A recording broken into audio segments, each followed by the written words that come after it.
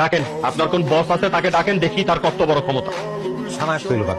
তোর কারণে আমার থানায় আসতে হইলো কেন? আমি থানায় আসি না, থানা আমার বাসায় যায়। মন্ত্রীর সঙ্গে মিটিং, সেটা ক্যান্সেল করে আসতে হইলো আবার। স্যার আমার কি দোষ? এরা তো কোনো কথাই শুনলো না, আমার থানা নিয়েছি।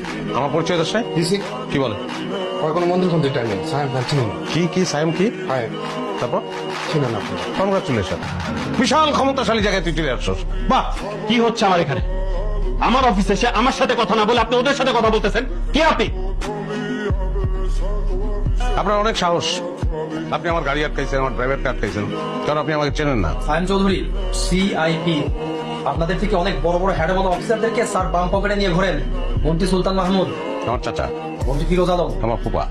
আপনাদের আইজি টিআইজি সবাই স্যারকে সমীহ করে চলে, আর আপনি স্যারকে থানায় আসতে বাধ্য করছেন। How dare you! এই কথা বলো না, এত কথা বলো কেন? বেশি কথা বলো তুমি। প্রত্যেকটা সেকেন্ডের দাম আছে, সামান্য একটা গাড়ির জন্য এত সময় তো আমি দিতে পারবো না। একটু বলবো আগে